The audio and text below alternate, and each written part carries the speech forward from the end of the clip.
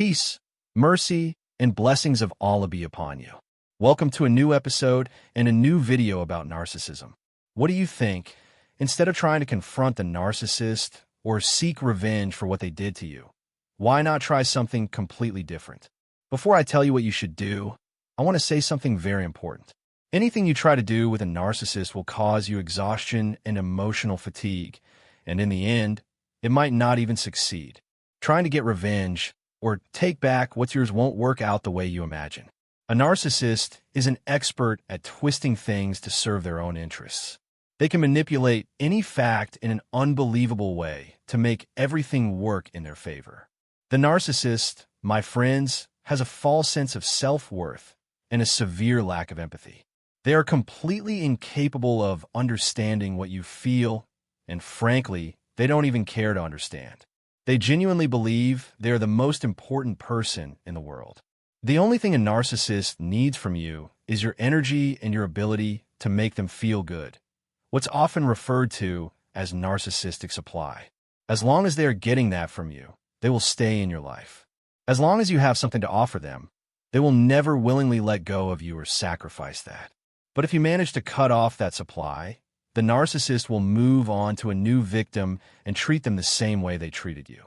And even more shocking, they'll act as if they never knew you at all.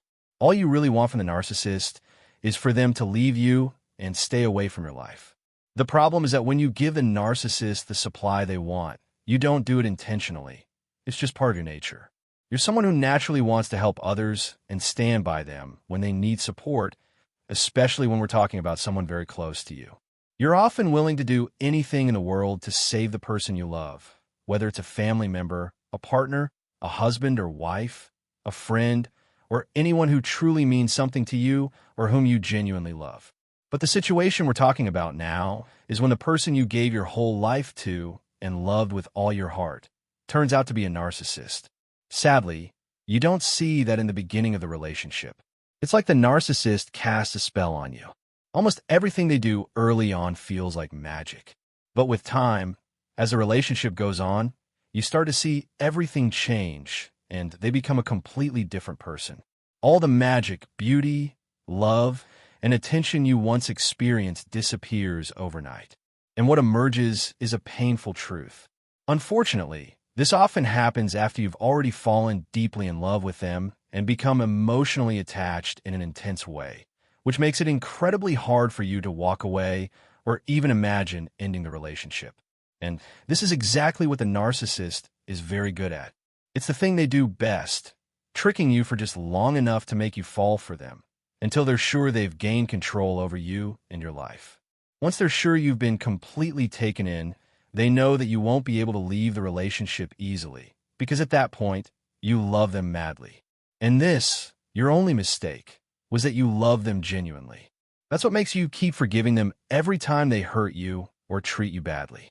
You go back to feeling empathy for them, hoping they might change, or thinking maybe they didn't mean to act that way or didn't realize what they were doing. But unfortunately, even if you give a narcissist not just one chance, but 10 chances, they will keep doing the same things over and over again. Sadly, the only real solution in a relationship with a narcissist is complete separation, cutting ties, no matter how close or strong the relationship is. There are many different types of narcissists, and not all of them act the same way. Each type has its own specific behaviors and patterns. But at the end of the day, a narcissist is still a narcissist. What's required from you is, at the very least, to identify what type of narcissist you're dealing with. This will help you understand their behavior and the reasons behind their actions. It helps you see why they act the way they do. You also need to learn the narcissist game. If you truly want to overcome it, you must always stay one step ahead. A very important step in dealing with a narcissist is to act like nothing is happening, as if everything is perfectly fine. This step is not easy at all, and not everyone can pull it off. It requires you to ignore as much as possible their provocative words and behaviors.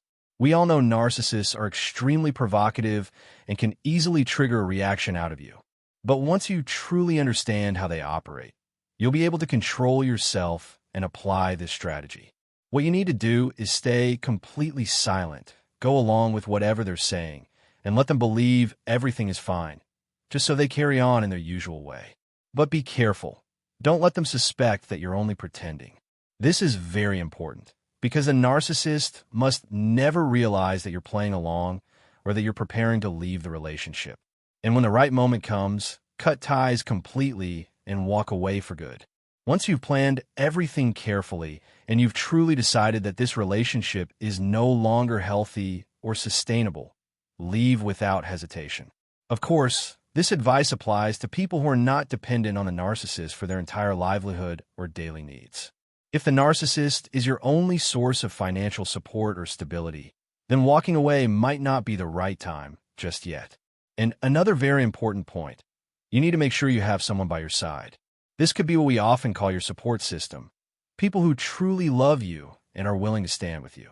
The next step is to set firm boundaries and never compromise on them. You must know your limits clearly and stand by them. But also, be very careful, because narcissists have a terrifying ability to twist your words and make you question whether certain things even happened or whether they happened the way you remember. That's why it's best to document everything. Write down what happens. This way, when the time comes for a confrontation, you won't doubt yourself, and the narcissist won't be able to play with your mind or change your reality. If you write everything down, like in a notebook or journal, it'll be very difficult for them, even years later, to convince you that something didn't happen or happened differently for what you remember. Also, if you leave the narcissist, expect them to come after you. They will try in every way to get back into your life. That's why setting boundaries is also critical after the breakup, because they will test those boundaries. And remember, you're the one who decides whether they get back in or whether they fail. A very important final step: stop thinking about the good moments you had with them. This kind of thinking should no longer exist in your mindset after everything that happened between you and the narcissist. So you don't end up feeling regret later on about any of it. You need to keep one crucial fact in mind. You never benefited from this relationship. You weren't the one who caused harm. He was. He's the one who took advantage of you, drained you, and hurt you. The narcissist did things to you that were completely irrational.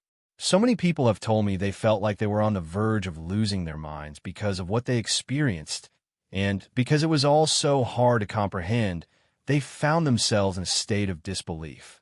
Never let the word sorry cross your mind, even if you're tempted to apologize just to calm things down between you two, because unfortunately, that only makes things worse. The narcissist won't stop, and those apologies won't change his behavior. Next, you need to accept that this is the end. Let go of any false hope or idea that he might change. There's no way back to this relationship once you've walked away. Even if you're feeling a bit afraid of that step, all survivors felt the same at first. Even if one day you miss the so-called good times you had with him, especially the early days of the relationship, that's completely normal. You did love this person once, and it's natural to feel that way. But now, you need to completely close that chapter of your life. Shut the door on it and look ahead. Don't dwell on anything that's already behind you. The next step is to learn how to move on from this stage. Start thinking about yourself more. Forgive yourself and focus on healing yourself before stepping into life again.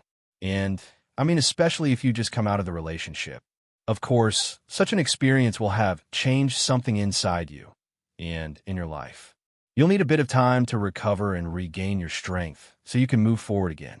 I know what we're saying here might feel difficult for many people, but that's because they're still struggling with emotional attachment to the narcissist.